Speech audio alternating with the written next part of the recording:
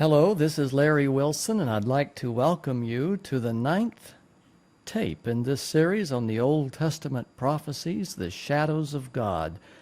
This is series number 209, and this is actually our third tape in the book of Isaiah.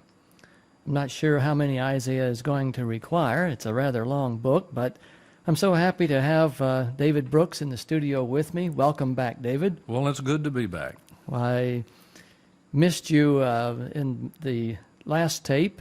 Sometimes the window for taping is quite narrow, and so I try to jump in and take advantage of the time period when I can. And I realize that it may not always conform to your schedule. Yeah, sometimes there are things that happen in your life, and you just have to deal with them. That's right. It's just the way it is. That's very true, very true. Well, we have been studying and examining the book of Isaiah. And before we get into chapter 10 today, I want to make 2 points about the book of Isaiah that every student of Old Testament prophets needs to deal with. First of all, God has to be very careful about how he reveals prophecy, the future.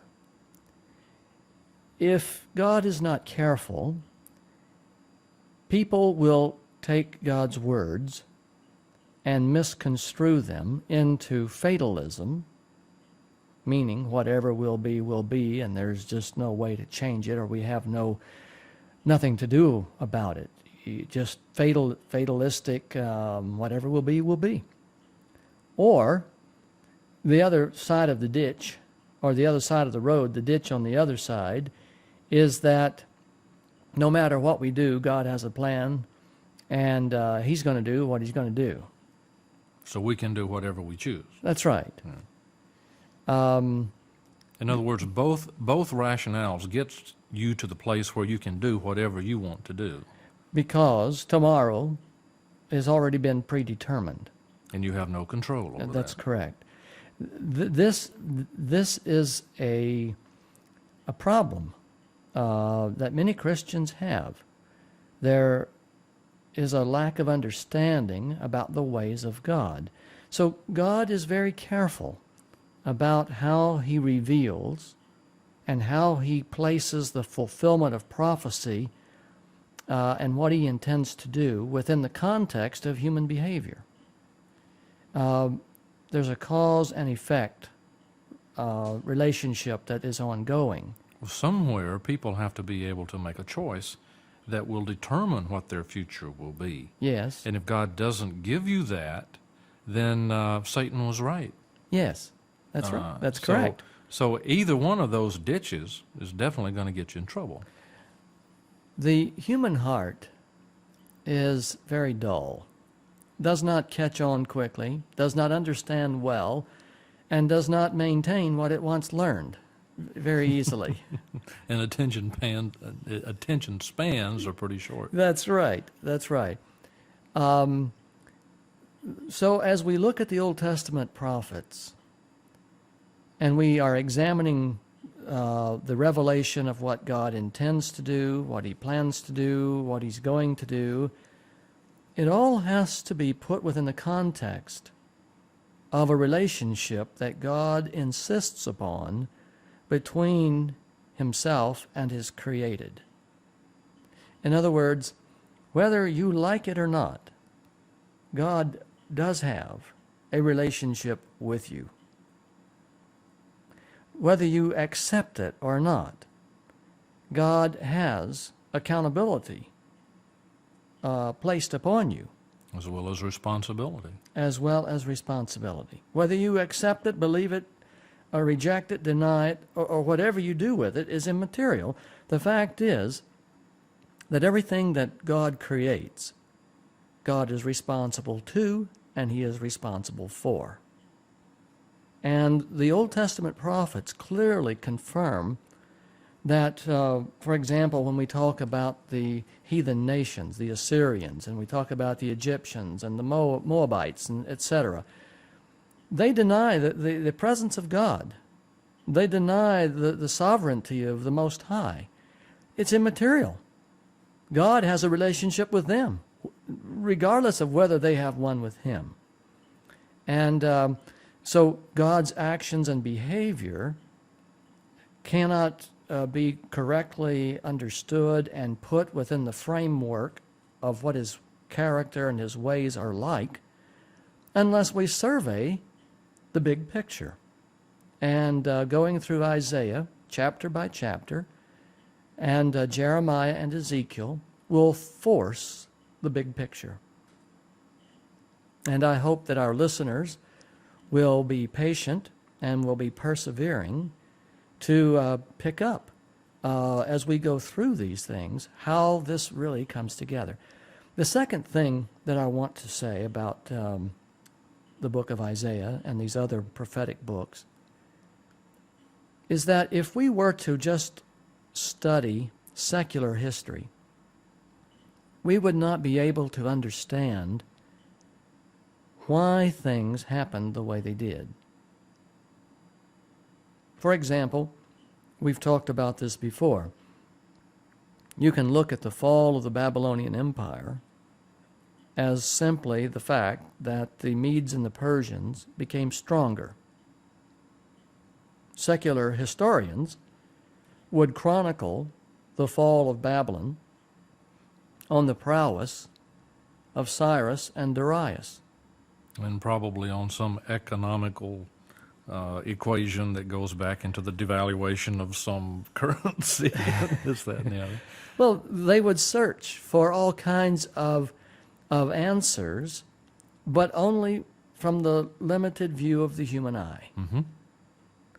The Bible, on the other hand, gives us the third eye, the all-seeing eye, which, from God's perspective, when you read Daniel, for example, chapter 5, when Daniel is called before Belshazzar, Belshazzar, and he reads the handwriting on the wall, and Daniel turns to the king and he says, "King, you have known since you were a child how God humbled your grandfather Nebuchadnezzar. But you, O king, have not paid attention to the authority of the sovereign God, the one who rules over the kingdoms of men, and he has weighed you and found you short of a balanced measure. Therefore, tonight, this very night, the God of heaven is taking the kingdom from your hand and giving it to another." With that third eye, the prophetic eye, the all-seeing eye, God allows us to understand why Babylon fell that night. He is the one who brought about the fall of the Babylonian Empire. He's the one who brought about the fall of the Medo-Persian Empire and the Grecian Empire and the Roman Empire, and ultimately the bombing of Yugoslavia. Mm-hmm. It has nothing to do with economics. No. Basically, what it has to do with the condition of the currency of love, Yeah. or the currency of hate. That's correct. Milosevic, bringing this down to our current time, the conquest in Kosovo and the bombing of Yugoslavia, for 70 some odd days, all of this, if we could pull the curtain back and see God's involvement in all of life, our amazement, our astonishment at how interested and how involved God really is would be overwhelming. And he allows these things or sets them up to happen in order to control a certain amount of evil. That's correct. On some level. That's correct. To keep it from getting out of hand. Right. I think the earthquake in Turkey. Yes. That everyone is reeling from this week. I don't know what that means on a theological basis, but when you see perhaps 45,000 people are dead, practically that entire country has been hit by this thing. And when you have homes, condominiums where people's, their particular unit in that condominium was worth, $150,000, and they just had a 2-bedroom section of it. And this thing is 8-story tall, and the whole thing pancakes down and traps whoever is in it, and they're already bringing all the search people home, and they're just leaving the bulldozers and the big track hose and all that stuff to dig it out. Disease, I understand now that one of the rescue workers has come down with typhoid and has been quarantined. So it's not over yet. You kind of wonder what is behind that curtain that God has been looking at, that is the bank account of evil.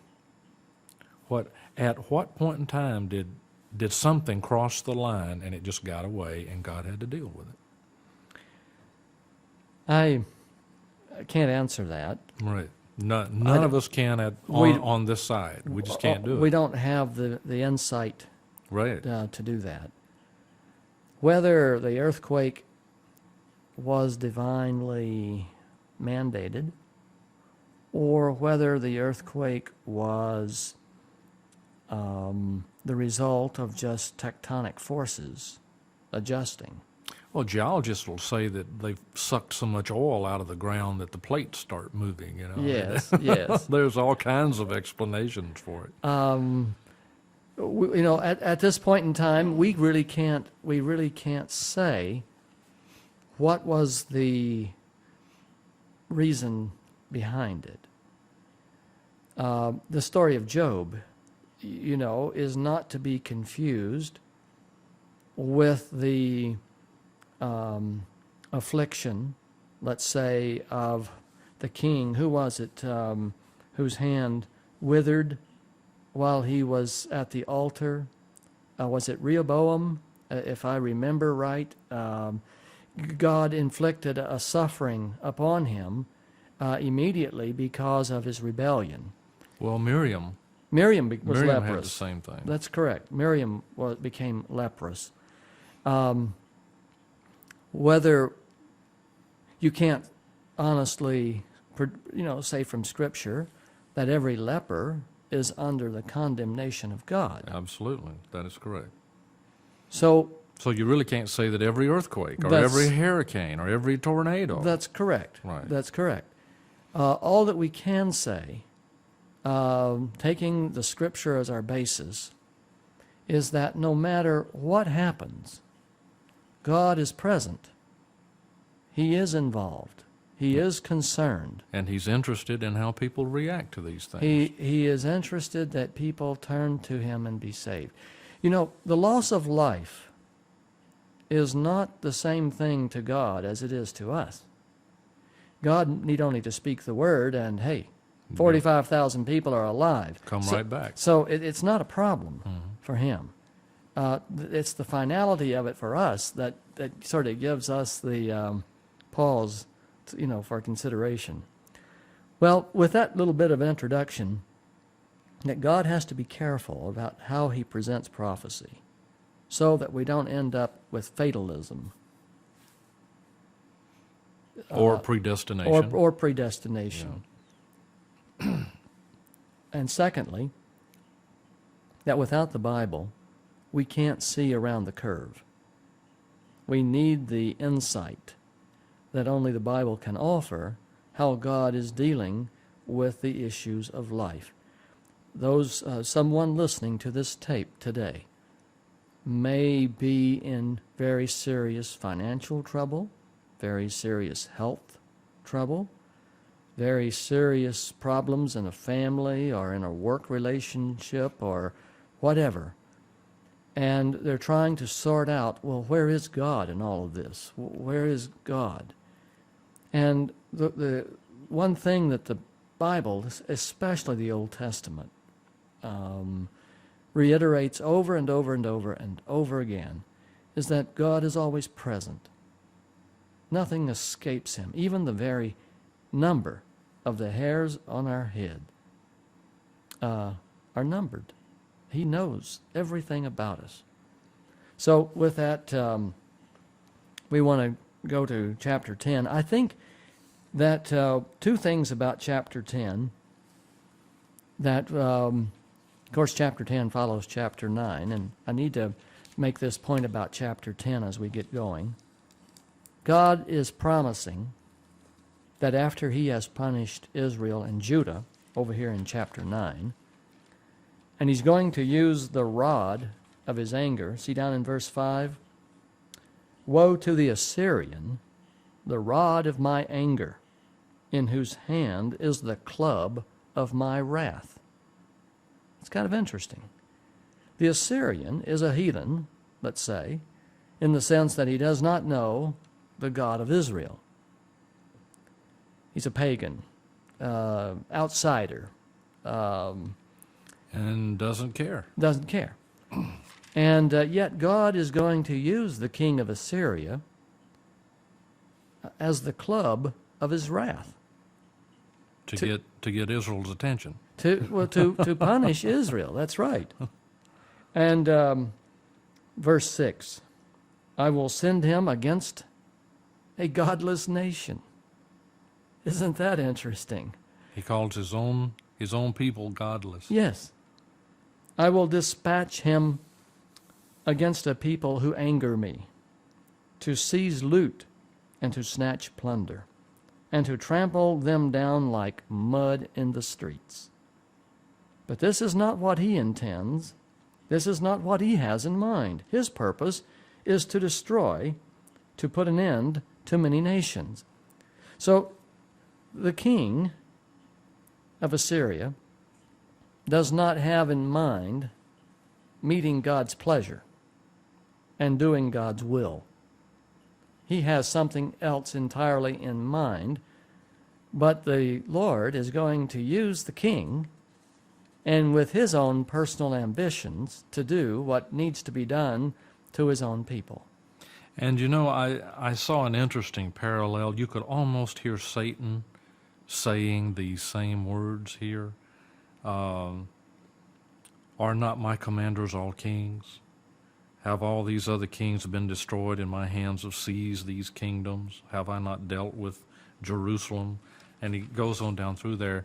Not only do you hear the king of Assyria saying that, but you can almost hear Satan saying exactly the same words. Well, in fact, it is Satan moving the king of Assyria. It is Satan preying on the man's arrogance and greed. It is Satan who is motivating. And God is going to remove the hedge that he's had around his people so that this club of wrath, if you will, can be fully exercised against a godless nation. See, hold your finger there and go back to chapter, 5. Yes. Verse 5. God says, now I will tell you what I am going to do to my vineyard. I will take away its hedge, and it will be destroyed. I will break down its wall, and it will be trampled. I will make it a wasteland, neither pruned nor cultivated, and briars and thorns will grow there. I will command the clouds not to rain on it. Well, if there's any question, verse 7 says, the vineyard the Lord is speaking of here is the house of Israel. So the Lord's going to tear down the wall, tear down the defenses, tear down the hedge, and he's going to invite the king of Assyria to come over and do whatever he feels like doing. So basically we have a punishment scenario going here. Israel has angered God to the extent that now it is time for them to handle some punishment. Repeated apostasy, repeated rejection of the invitation to repent produced no discernible change. And finally, this is an important lesson that every Christian has to learn. Kindness has its limits. This sounds entirely different than what the Christian teaching today is. I offer as proof that kindness and mercy, forgiveness, the extension of forgiveness, have their limits. I offer as proof of this, A, the expulsion of Lucifer from heaven. There came a time when God said, I can't take this anymore. I'm not having it. I offer as proof the flood in Noah's day. God said, I just can't bear this any longer. I cannot. And C, the third evidence that kindness has its limits is Sodom and Gomorrah. God said, I will not tolerate this any farther. Now, these three examples are evidence to me, not including Isaiah here and the nation of Israel, that God says kindness, forgiving, forbearance, patience have limits. And where that limit is, where that line is this. When God's patience and his mercy no longer have a redemptive effect, he then says, enough. And now punishment will start. Yes. I suppose parents do that a lot with their kids. You encourage them, you train them, you teach them, you chastise them, you admonish them, you do whatever, and finally you get to the point to where the child, no matter how kind you are, no matter how educational you are, the child just needs a good spanking. Yes. Not to educate them, No. but to show them that there is punishment and accountability and responsibility for the behavior. You see, because there's a parent-child, the child may not want a relationship, but the parent's going to have one. Yeah, one way or the other. That's what I was saying earlier. You may not know God. You may not have any thoughts in your mind of serving God, but God still has a relationship with you. He's keeping you alive. He made you, Yeah. and he holds you accountable, and he holds himself responsible. And he will deal. And this is the point with Israel. Israel has come to the place where it is so recalcitrant, so hard-hearted. So arrogant. God says, I'm going to send the king of Assyria against a godless nation.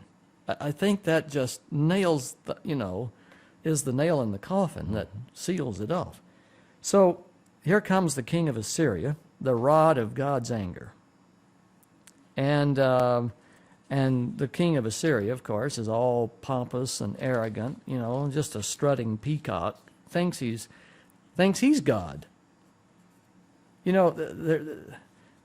Here's a sentence that I find to be so true. Man would be God. Every chance he gets. Look at this verse here. By the strength of my hand I have done this, and by my wisdom, because I have understanding, I removed the boundaries of nations. I plundered their treasures like a mighty one. I subdued their kings. I reached into a nest and gathered abandoned eggs. So I gathered all the countries. Not one flapped a wing or opened its mouth to chirp.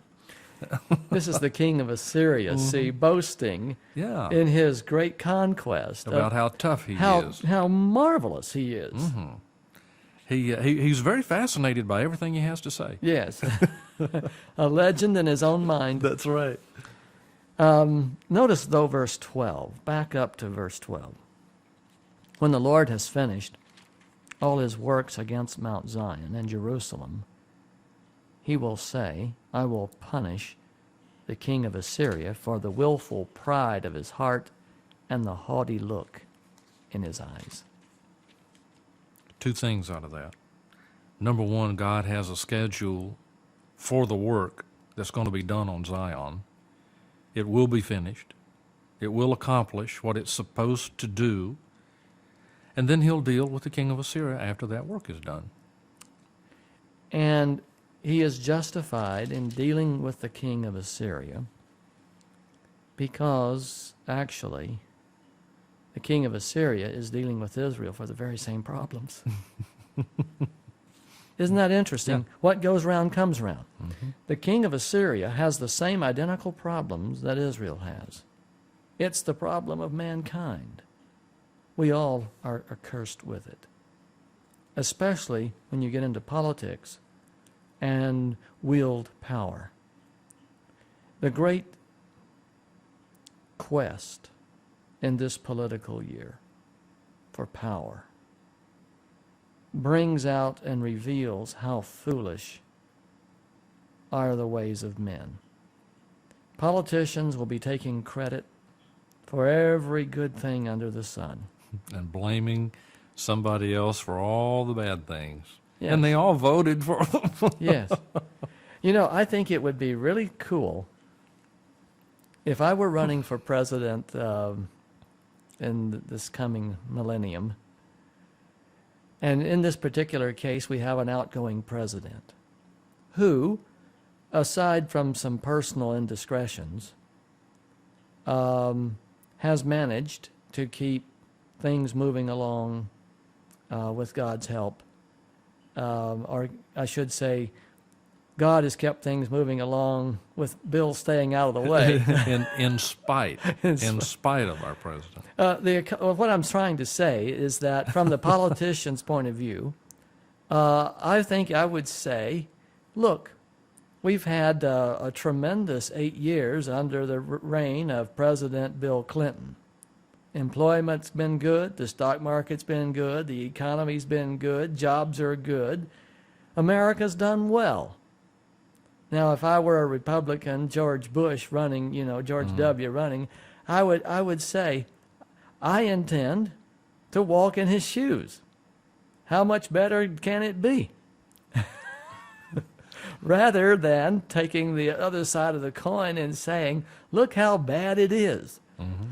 Because the fact is, at the end of every 8-year term, it's always bad if you listen to the opposing party. The problem is, though, it's really not the politicians who make the things happen. It's the embedded civil servants who make things happen. Right, The right. politicians go and come, Right. they're in front of the camera, but the people who are there as civil servants for 30 and 40 years, you can enact any law you want to, but if the civil servants just sort of conveniently can't find the money to make it work, maybe we'll do it, maybe we won't. Yeah. I have been there and seen it. Yes. I know. Yes. I've actually had people tell me that. Yes, yes. The Lord looks down upon the kingdoms of men, and there have been very few kings who have been humble in their hearts. Well, you have to understand, it is a very alluring thing. You can go up there with the best intentions in your mind as to what you're going to do and how you're going to do it and how you're going to respond and how you're going to behave. But you live up there about 6 months, and with everybody treating you very nicely and taking care of all your needs and all of your wants and making sure that all the nice things happen for you and to you, after a while, you get spellbound by that stuff. And it's tough. What is it? The old saying, power corrupts, Mm-hmm. and absolute power. Corrupts absolutely. Yeah. It'll Yes. do it. In verse 17 of Isaiah 10, the Lord declares that he's going to destroy, utterly destroy. And his destruction is sort of like a chain, a sequence of events. He's going to use Assyria to punish Israel. Then he's going to use Babylon to punish Assyria. Then he's going to use the Medes and the Persians to punish Babylon. And on and on and on. So we have God setting up kingdoms, God taking down kingdoms. Jump over to verse 21. And the Lord makes a promise. This is the neat thing about God's chastening or his discipline. He always brings promise. A remnant will return, a remnant of Jacob. will return to the mighty God. Though your people, O Israel, be like the sand by the sea, only a remnant will return. Destruction has been decreed, overwhelming and righteous. The Lord Almighty, will carry out the destruction decreed upon the whole land. When the time comes for the destruction of the United States and the rest of the world, it will take place. It has been decreed, incidentally. And it will be overwhelming. It will be overwhelming and righteous. And righteous. I believe that the decree to bring destruction upon the earth, the entire earth, including the United States, became effective in heaven's court in 1994. We're living on borrowed time, waiting for the Sealing of the 144,000. I believe that the 7 angels that were given the 7 trumpets in Revelation chapter 8, starting at verse 2, when the time came for the implementation of God's wrath, they were prepared to do their work of great harm immediately. But And as they go forth to conduct this harm, word comes, wait, hold back until the 144,000 are sealed. Now, when they are sealed, then the commencement of the Great Tribulation will commence. We are living on this at this very day in that time period where the judgment, overwhelming and righteous, has been decreed. But God tarries. We see a parallel with this in the ancient history of Israel. At the end of the 70 weeks, even though Israel had rejected the Messiah and had refused to accept him, God did not immediately destroy Jerusalem in AD 33 or 34. Rather, he waited 35 years to give the Christian faith chance to mature and to get its act together and to extricate itself sufficiently from Judaism and to be spread into the then known world by the travels, of the early Christians, Apostle Paul being the leader in mission work, When the Christian faith had reached a certain level of development, so that by tearing out the command and control center at Jerusalem, where most of the apostles continued to live, God would not destroy the very movement that he had put in place, to flourish throughout the earth. So God waited for 35 years to bring about the destruction of Jerusalem, and then he utterly destroyed it. In a similar way, the date for the destruction has come. We are living under the sword hung by a thread. And God could finish the sealing of the 144,000 any day, any moment. It is only by divine mercy that we have this lingering, this pausing. And something for us to remember when it does occur. I guess it's one of those things that we need to accept. I know there have been instances in Israel's past where they refused to accept God's judgment and they fought against it, and they wound up hurting themselves more than if they had just backed up and said, okay, this is the Lord's will, this is the way we will live. The best one can do is to cooperate with God. Absolutely, no matter which way it goes. As a matter of fact, if you look further on in 24 and 25 verses, the verses here, do not be afraid of the Assyrians who beat you with a rod and lift up a club against you. Very soon my anger against you will end, and my wrath will be directed to their destruction. That's right. And that's what's going to happen Yes. in the future. At some Yes. point in time, there's going to be an awful lot of death and destruction.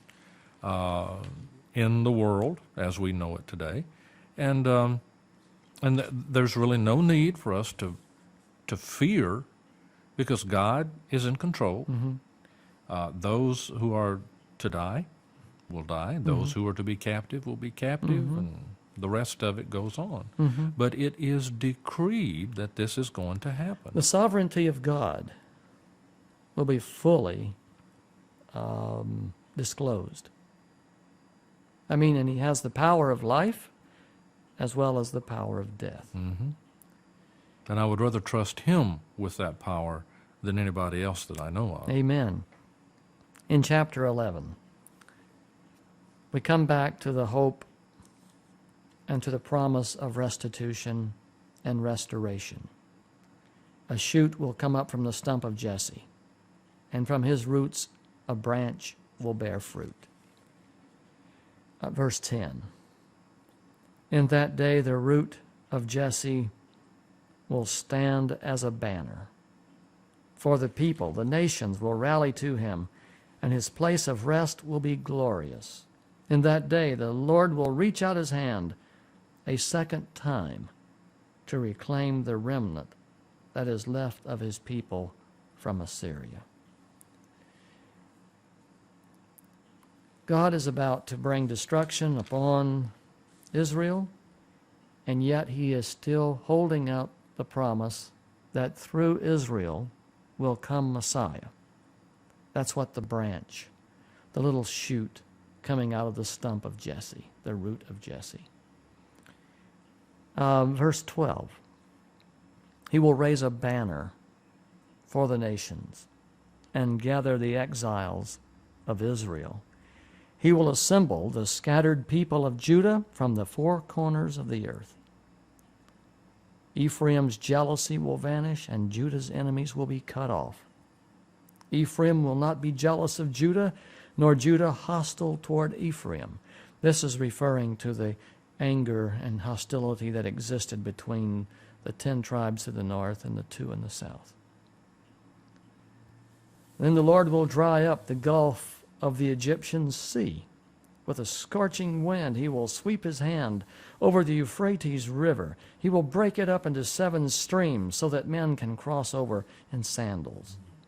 There will be a highway for the remnant of his people that is left from Assyria, as there was for Israel when they came up from Egypt.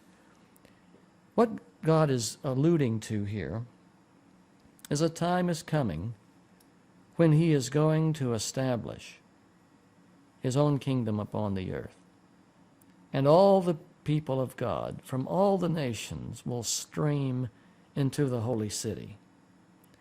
He will gather from the 4 quarters of the earth, not the Jews biologically, but the Jews spiritually. This is where some confusion exists. Let me point this out, David, in the last few minutes we have on this side of the tape. See, in verse 10, we're talking about the root of Jesse will stand as a banner. Let me explain that. In ancient times, each nation had its own flag, like we do today. The flag of Canada, and the flag of Mexico, and the flag of the United States are very distinct banners. We call them flags, but they're, in ancient times, were called banners. Whenever the nations would form an alliance in order to go fight a larger enemy, or defend themselves with a larger enemy, since they didn't know each other, and many times didn't even speak the same language, they fought under banners. So it would be quite possible that if the Jews had made, let's say, an alliance with Egypt, that the Egyptians would fly their flag, the Jews would fly their flag, and for the purpose of the battle, there would be a unique flag that both would have, so they would know they were on the same team. Understand how the banner works. When you get lots of nations together, it's very easy to become quickly confused. That's why when the Gideon and the Midianites, they all woke up, heard the sounding of the trumpets and the fire, that was the light suddenly broke out upon them. They knew everyone went crazy. They began to fight each other because they didn't know each other, and you couldn't at night see the banner. So the importance of the banner cannot be understated. And each of the 12 tribes have their own banner. Well, God is talking about a time in the future when the root of Jesse will stand as a banner for the peoples, plural. The nations will rally to him. We're not talking just about Israel biologically. God is reaching farther forward, and he's going to reach out his hand a second time. You see that? A second time? To reclaim... verse 11. Right. To reclaim the remnant that is left of his people from Assyria. Now, this is where scholars get confused. Lay people don't have near as much trouble. God is going to scatter Israel and punish them and take them into Babylonian captivity, and he's going to restore them. That's the first gathering. A decree is going to be given by Artaxerxes in 457, some 300 years from now, to restore and rebuild Jerusalem that will allow Israel to return. That's the first gathering. That's the first returning. That is not, though, under the banner of the root of Jesse. That will be under the banner of Zerubbabel. Okay? Right. Now, God here is talking in verse 10 and 11 about the second gathering. Because of the Babylonian captivity, the children of Israel are going to be scattered, and many will choose to make their homes in the remote portions of the world and never to return to Jerusalem. Never. So the diaspora is a dispersion that never again will Israel be locked up and cloistered within the confines of Jerusalem as they were. God is going to bring back a remnant from Babylon to rebuild Jerusalem. But ultimately, when Jesus comes at the end of the 70 weeks, plan A we're talking about, and he sets up his kingdom, then he's going to gather out of all the nations his children who've been scattered. And under one banner, they will come. And God is going to make the way easy. He's going to dry up the Red Sea. He's going to dry up the Euphrates so that there will be no obstacle for those who want to be under his banner. Does that make sense to you? Yeah. It's very beautiful to see that if anyone is willing to make the decision to go back home, it can be made very easy. Let me underscore this again in verse 15. The Lord will dry up the gulf of the Egyptian sea. That's as in the south. Mm-hmm. With a scorching wind, he will sweep his hand over the Euphrates River. That's in the north. We have God making it possible, easy, for all who want to be under his banner to come.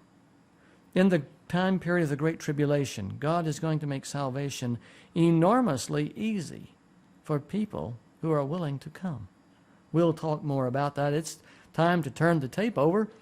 We will pick up with chapter 12 when we resume. Let's take an intermission, and then we will continue. Welcome back to the second half of tape number 9. This is in the series 209 titled Shadows of God. We're actually in the third tape on the book of Isaiah, and we want to take a few moments and refresh the minds of our listeners with the concept of Plan A, Plan B.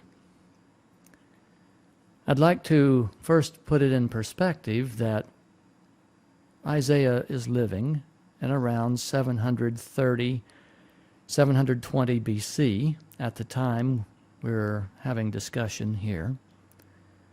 Shalmaneser V destroyed the kingdoms of Ephraim, those 10 tribes, in 722 BC. King David ruled on the throne of Israel about 275 years earlier, around 1000 BC. So we're about 275 years from David in the process of time, the passage of time. Israel and Judah have filled, or Israel, the 10 northern tribes, have filled their cups of sin or iniquity, so much so that God is going to destroy them by using the king of Assyria. And the apostasy of Judah is well underway. Knowing that God is going to destroy them, this destruction is symbolized as the chopping down of a great tree, the toppling of a great cedar.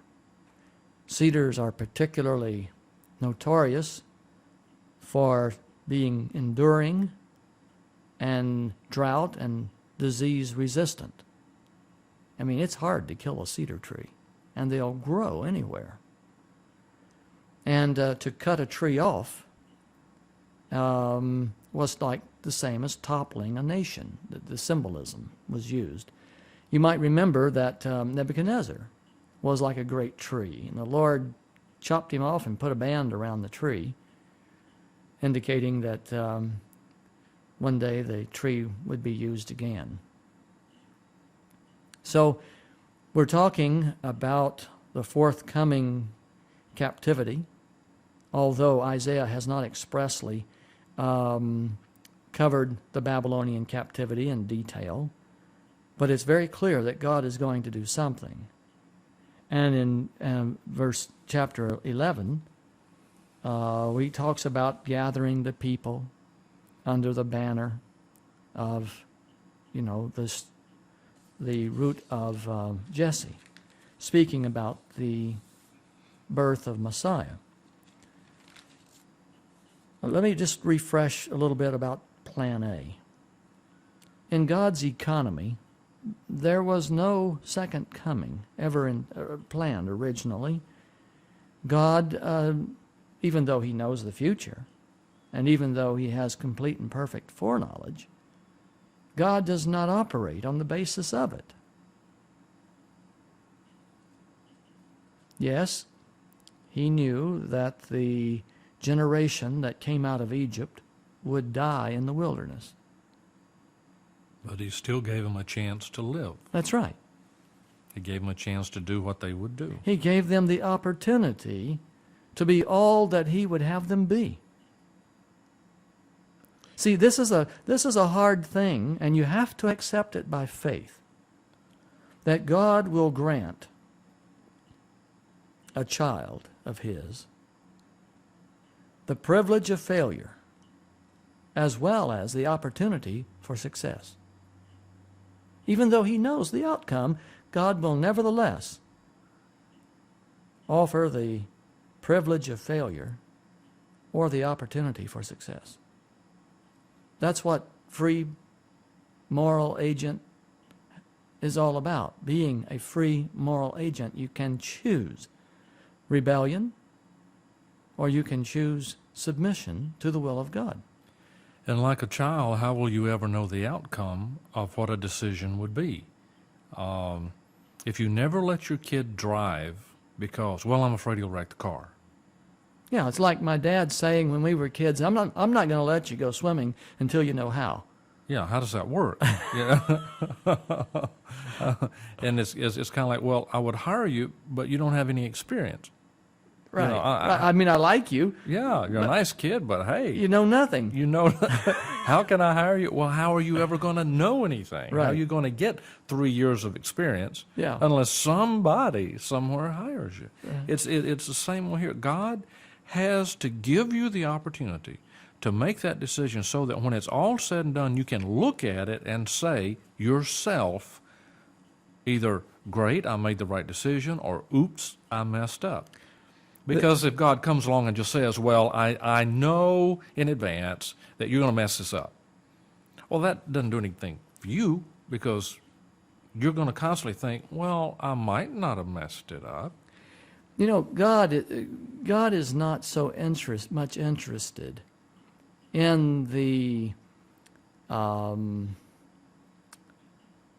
outcome of life as he is so much interested in the process of life, because he can take us wherever he wants us to end up if we are willing. And at what point are we going to be willing to let him lead? You see, but some parents have very high goals for their children, and they impose these goals upon their children With high expectations. with very high and demanding expectation. And they drive the child or children to meet those expectations, and they call this training. They call this parenting. They call this all kinds of words to cloak what is really little more than slavery. You will do this. That's right. And then all of a sudden, Junior reaches adulthood. He is now expected to function as an adult. He is expected to make choices and behave as an adult. He's expected to meet with the successes of an adult. And Junior has never had yet to make one adolescent decision. How many kids, when I was working in a Christian college many years ago, how many kids I ran into who had had their lives mapped out by their parents, only to go off to school and discover that there's a whole world out here That they didn't know anything about. and mom knew nothing about it, or dad knew nothing about this world, and they suddenly discover that they have no interest, really, in becoming all that dad or mom wanted them to be. They would like to have a life of their own. And it was a most agonizing experience. For parents as well. Oh, yes, it was. As Well, children. I've had to calm more than one set of parents. The point is, God knows and has objectives higher than the highest human thought can reach. Is his ideal for his children. If he could only get us there. If we had a clue. God is not going to impose it on us, though. You see, God says, look, if you don't choose it, you won't have it. But you can't choose something you don't understand or you don't know. So I'm going to teach you. I'm going to learn you, as they used to say. So God, as the careful, loving parent, is working constantly to bring us into understanding. And this is true of Israel. He led that generation out of Egypt into the wilderness. And within 24 months, he intended to put them in the promised land. That's right. When he told Moses to send in the 12 spies there at Kadesh Barnea, God was ready to go forward. That's only 24 months from the time of the Exodus. 10 of the spies gave a poor report. 2 Caleb and Joshua gave a faithful report. Mm-hmm. It's interesting, 10 and 2, because the nation of Israel eventually divided into 10 tribes and 2. That struck me as an interesting parallel. And then the 2 finally became apostate and go into Babylonian captivity. And God is saying, okay, this is a dead-end street. We got to start over. So I'm going to bring Israel back home. First, I'm going to send them out of the land for 70 years. Then I'm going to bring them back home. Then I'm going to give them 490 years or 70 weeks to get their act together. Then I'll bring in Messiah. And then with Messiah on board, we will bring in an end to the world and of sin and bring in everlasting righteousness, and eternal life will now begin. And unfortunately, that one didn't work either. Plan A fell apart. Mm-hmm. Not because of God, No. but because of the people. Right, right. But even during all this destruction and all this punishment, the 12th chapter of Isaiah says, you know, the remnant that's going to come back will be praising God because He has shown them a way out. Yes. And Yes. that'll work at the end of time also. Verse 2, surely God is my salvation. I will trust and not be afraid. The Lord is my strength and my song. He has become my salvation. You know, God is giving a clue, a very beautiful clue here, about this great highway that will make it easy to travel so that all of His children can come home. Before we went for the intermission, I wanted to make a point, and we ran out of time. Let me just sort of hit on it right at this time.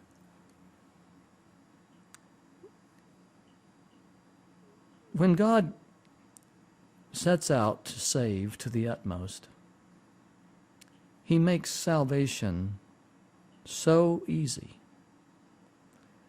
so available, so within reach, So obvious.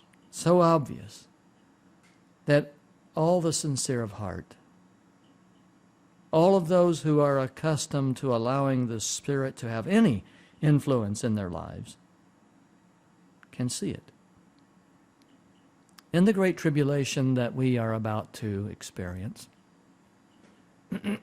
excuse me, God is going to make salvation so easy, so simple, so obvious, so clear, that anyone who is accustomed to allowing the Holy Spirit to speak within their hearts will be saved, can be saved.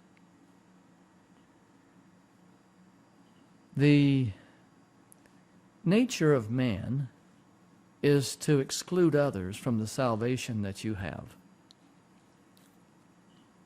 The nature of religion is to say, here is the right way, all others are wrong. It is the nature of religion to become exclusive and separate so that others cannot, until they agree with you, enter in. God is going to crush that entire mindset in the coming great tribulation.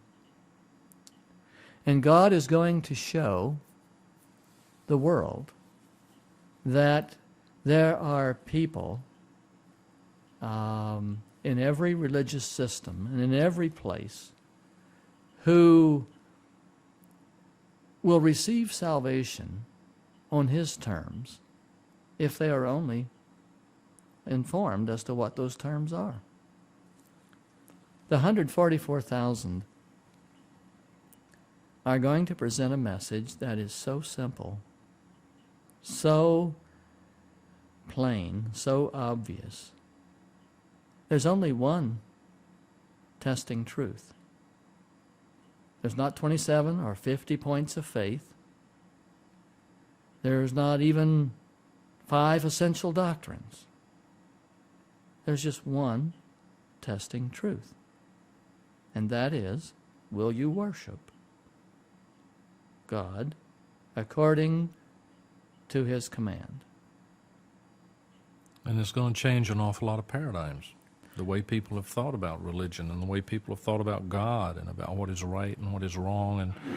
And it's going to change, it's something that's going to be forced for them to look at it because everything else has been torn down. Absolutely. I think of this earthquake over in Turkey, and I think of the rich people and the poor people working all together on the same common level, trying to rescue people who are trapped. Something like that changes everybody's paradigm. It changes everybody's relationship. Whether you're rich or whether you're free, your house is broke. Well, God has leveled the playing field. Exactly. No pun intended. Mm-hmm. But that's exactly what's going to happen. Yes, yes. In chapter 13 of Isaiah, God now is going to give a prophecy concerning Babylon. And this is important because Babylon will be the rod of God's anger for taking care of the Assyrians. And incidentally, the Babylonians will also be the rod of God's anger that deals with the nation of 2 tribes of Benjamin and Judah. So, this is an oracle or a prophecy concerning Babylon that Isaiah saw. And notice how it starts. Raise a banner. That's a call to war. Fight under this banner. Raise a banner on a bare hilltop. Shout to them, beckon to them to enter the gates of the nobles. I have commanded my holy ones. I have summoned my warriors to carry out my wrath, those who rejoice in my triumph. What's the significance of a bare hilltop? It can be seen in any direction. Everywhere. Everywhere. Yeah. It's very obvious. Yes. Listen, a noise on the mountains, like that of a great multitude. Listen, an uproar among the kingdoms, like nations massing together. The Lord Almighty is mustering an army for war. They come from faraway lands, from the ends of the heavens, the Lord and the weapons of His wrath, to destroy the whole country. Wail, for the day of the Lord is near. It will come like destruction from the Almighty. Because of this, all hands will go limp. Every man's heart will melt. Terror will seize them. Pain and anguish will grip them. They will writhe like a woman in labor. They will look aghast at each other, their faces aflame. See, the day of the Lord is coming, a cruel day, with wrath and fierce anger, to make the land desolate and destroy the sinners within it. The stars of heaven and their constellations will not show their light. The rising sun will be darkened, and the moon will not give its light. I will punish the world for its evil, the wicked for their sins. I will put an end to the arrogance of the haughty, and will humble the pride of the ruthless. God is using language here that we have covered in Joel chapter 2. Very similar language. God uses the language in Joel 2 of the Lord thunders at the head of His army. And remember, the soldiers all advance in a straight line without their ranks being broken. They grow up walls, through windows. Nothing escapes them. Same picture given here.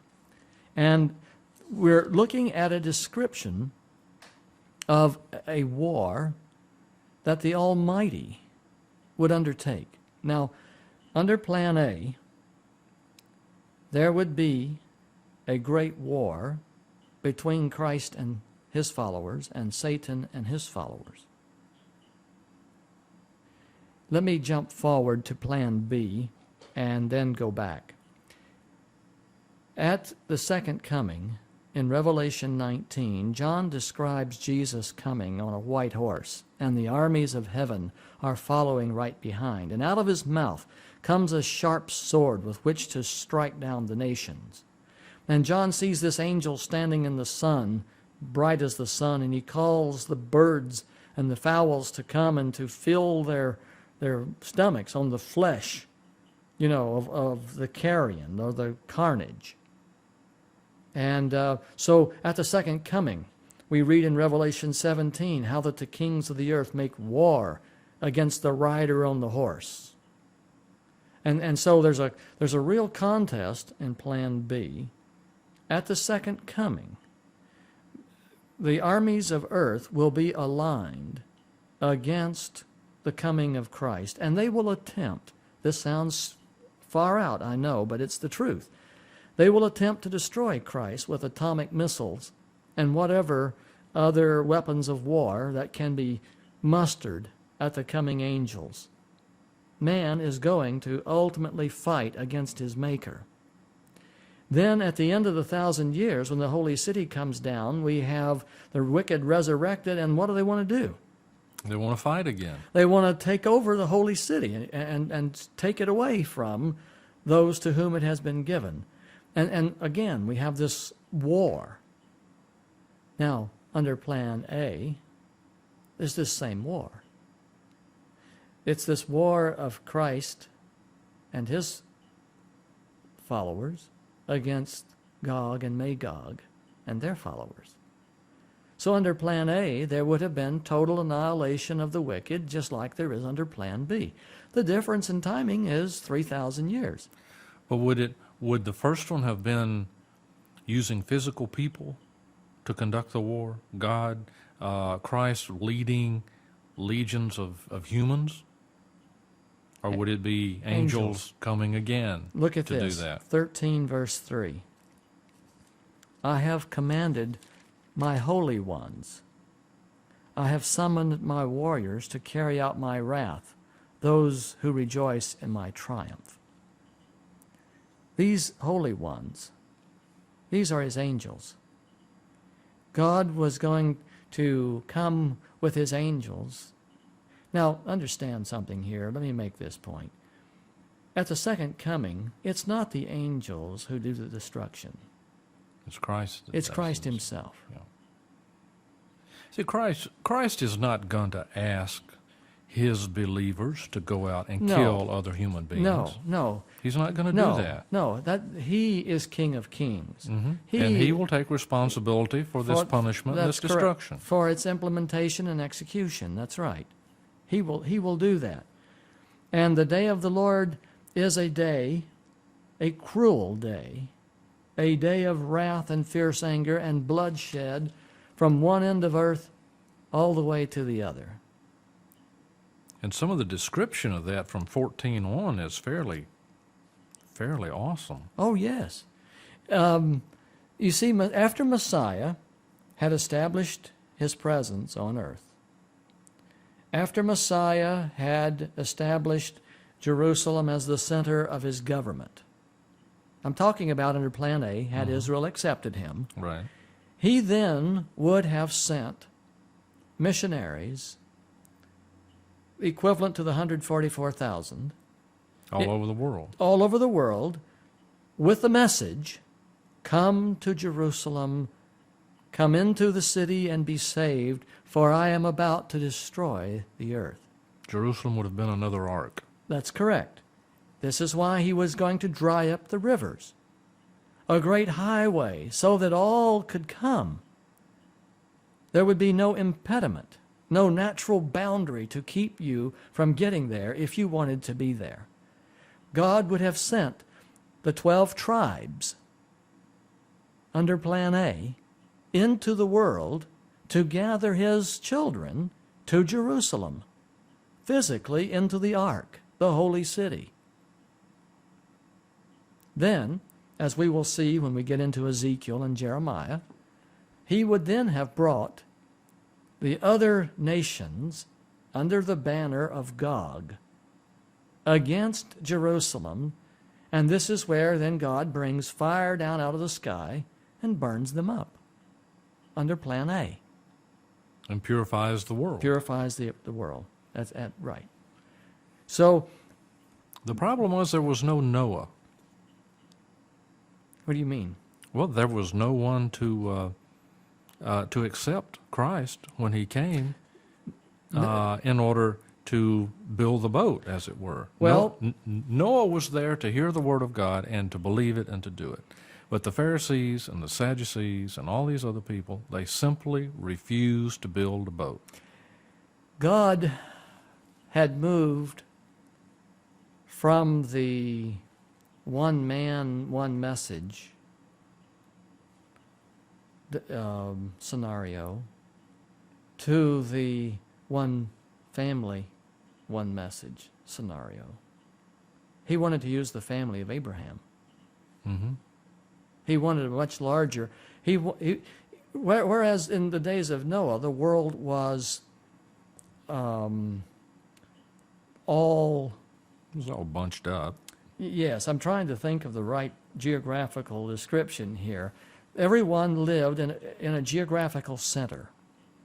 The nations were not diverse and scattered. The world had not been pulled apart. Tower of Babel and the confusion of languages did not exist. So one man, one message in Noah's day was appropriate. Because it could get the job done. Because it could get the job done. In the time of 34 A.D., there were nations, there were continents, there were people all around the world that needed and had to be reached. And so Christ would come, would establish his kingdom, and begin that process until the day would come in which he would destroy the wicked and immortality would be placed upon all the redeemed.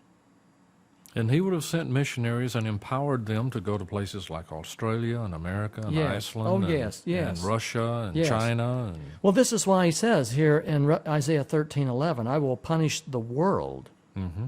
for its evil, the wicked for their sins. This is not a local thing we're talking about. We're Right. talking about Plan A. I will put an end to the arrogance of the haughty and will humble the pride of the ruthless.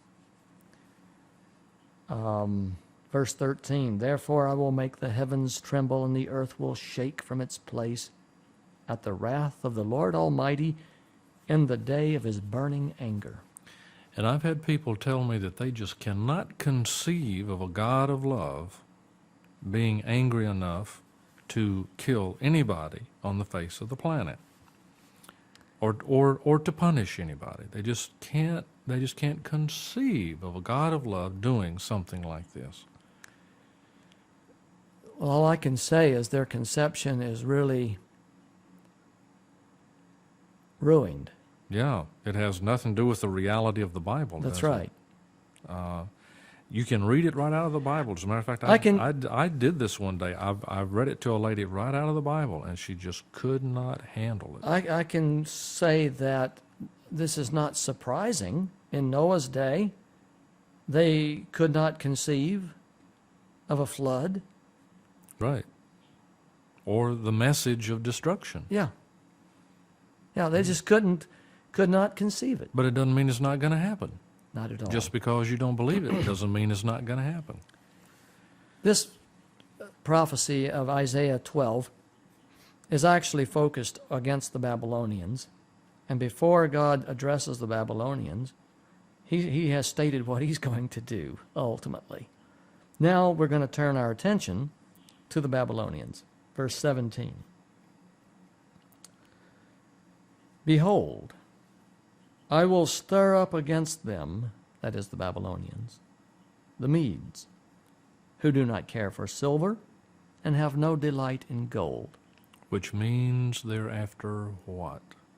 If they're not coming for plunder, why are they coming? they just like to beat up on people. They just like to kill people. They it like sounds dominion. Yeah. It's dominion. It's Sure. all about power. They like the power. Yes. And the thing that really is kind of mind-boggling is verses 14 through 16 describes how people are going to be destroyed. What just gets me is that reads like Kosovo. Yeah. Yeah. Children were killed. Yeah. Women were ravished. That means raped. Yes.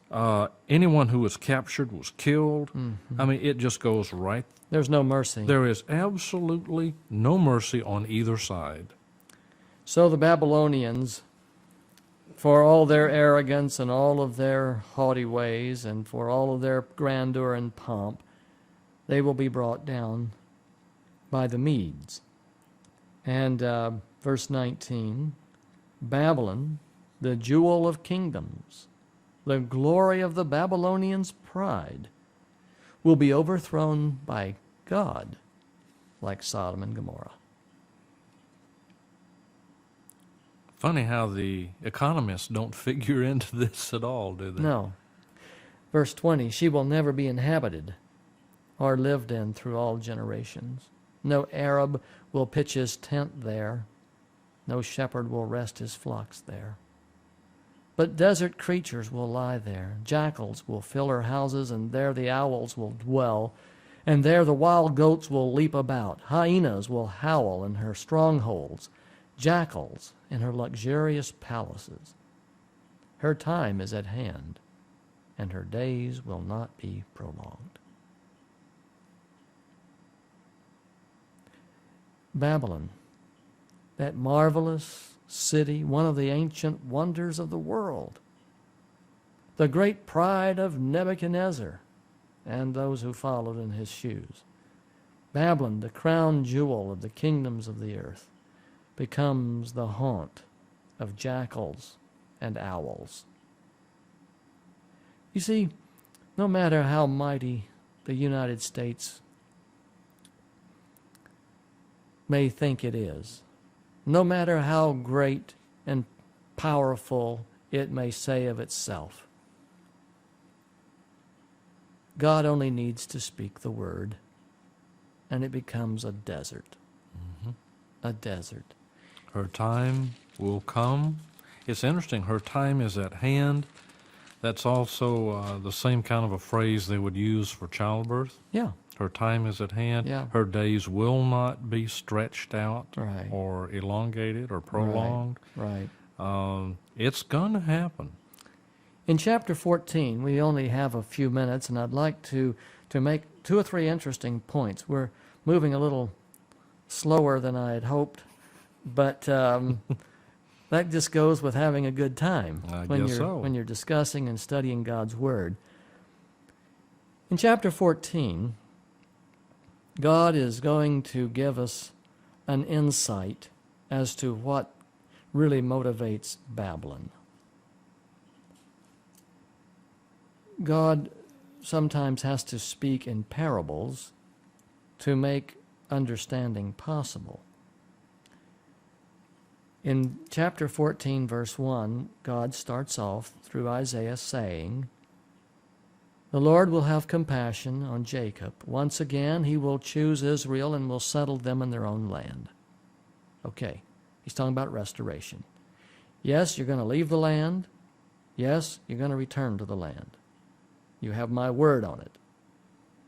As a matter of fact, other people are going to join you. Aliens will join them and unite with the house of Jacob. That's what I was talking about under Plan A.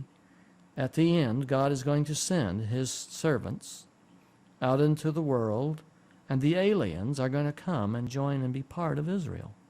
All nations will be the Israel of God.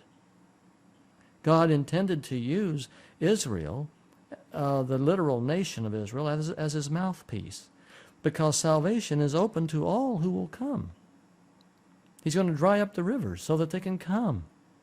A great highway so they can get there easily and quickly. So God intends to restore Israel from their captivity And eventually, at the right time, aliens will join with them and unite with the house of Jacob. Nations will take them and bring them to their own place, and the house of Israel will possess the nations. Okay, now verse 3.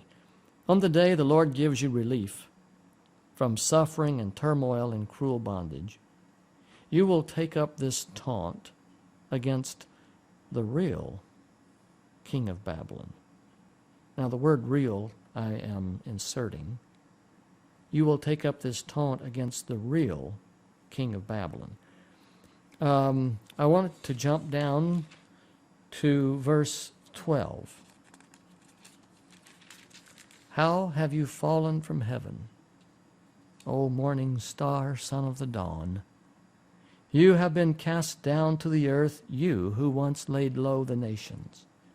You said in your heart, I will ascend to heaven. I will raise my throne above the stars of God. I will sit enthroned on the mount of assembly, on the utmost heights of the sacred mountain. I will ascend above the tops of the clouds. I will make myself like the Most High. But you are brought down to the grave, to the depths of the pit. Those who stare at you, they ponder your fate. Is this the man who shook the earth and made kingdoms tremble, the man who made the world a desert, who overthrew its cities and would not let his captives go home? Okay, what are we talking about here? We're talking about the expulsion of Lucifer from heaven. This particular piece here sounds to me like the people who are inside the holy city looking out. Or it could also be... it is. That's precisely what it is. Yeah. It could also be the people who meet Jesus in the air and look back on the earth as they ascend and look at all of right. this. Now you're talking Plan B, but Plan B is not in the Old Testament. Right. Right. I understand that. I understand that. But it's still true for Plan B. Yeah. But the people inside the holy city looking out, whether it's Plan A or Plan B, So still the same. would look out at a destroyed earth. Yes. Everybody's dead. Yes. And they'll look out here and they will stare at you and ponder your fate. Is this the man who shook the earth and would not let his captives go home? That was a particularly mean king who Yes. wouldn't let captives go back home. You know, after he had secured everything, he's Even exacting tribute and all this, and he still won't let them go home. when Artaxerxes and when Darius had finally gained control of their kingdoms, they issued decrees. Cyrus and Darius and Artaxerxes issued decrees allowing their people to go back home. Sure, if the people go back home and make money and make crafts and furniture and stuff like that, then he can exact taxes. Well, sure. You know, this is not dumb. But you know. this is meanness. Yes, it's just overt cruelty. Yes. This is a passage that would have been fulfilled under Plan A. See, you got to remember, the Old Testament doesn't know about Plan B. It's only because we live after and under Plan B that we can understand. So putting the shoes or the sandals on of Isaiah, to put this into perspective, God is going to bring punishment upon Babylon. We just saw that in chapter 13. Right. God is going to have compassion on Jacob, and he's going to return his people to their homes, their own land. 14:1. See that? In 14:3, when you get back home, and the time will come and the day will come when you will take up this taunt against the real king of Babylon. And I say the real king because the earthly king is a chip off of the old block. He's just doing what comes natural. The real king of Babylon, both in Plan A and Plan B, is the devil. It's Satan. You might remember in Revelation 13, when people worship the beast, they are also worshiping the dragon, who gives its power to the beast. Satan is called the prince of this world by Christ for a very important reason. He has that authority and power. He is the ruler of the kingdom of darkness. He usurped it from Adam and Eve. Yes, yes. So here is the taunt the redeemed will offer. And that's kind of interesting. Yeah, It'd be a taunt. yeah. I mean, you're taught all your life not to do that. Make fun, Yeah. ridicule. How the oppressor has come to an end. In other words, God believes in justice. He believes in judicial equilibrium. You get what you paid for. Mm-hmm. And how the oppressor has come to an end, how his fury has ended. The Lord has broken the rod or the authority of the wicked, the scepter of the rulers, which in anger struck down peoples with unceasing blows, and in fury subdued nations with relentless aggression. All the lands are at rest and at peace. They break into singing. Even the pine trees and the cedars of Lebanon exult over you and say, now that you, O king of Babylon, have been laid low, no woodsman comes to cut us down. The grave below is all astir to meet you at your coming. It rouses the spirits of the departed to greet you, and all those who were leaders in the world. It makes them rise from their thrones. All those who were kings over the nations, they will all respond. They will say to you, you also have become as weak as we are. You have become like us. All your pomp has been brought down to the grave. Along with the noise of your harps, maggots are spread out beneath you, and worms cover you. How have you fallen from heaven? And so on. Well, we're out of time. We've got 6 seconds to say goodbye. We'll pick up next time in Isaiah chapter 14, because this is most important. May God bless. It's been a lot of fun to be with you, Dave. Good to be here. You, Dave. Good to be here. You, Dave. Good to be here. You, Dave. Good to be here.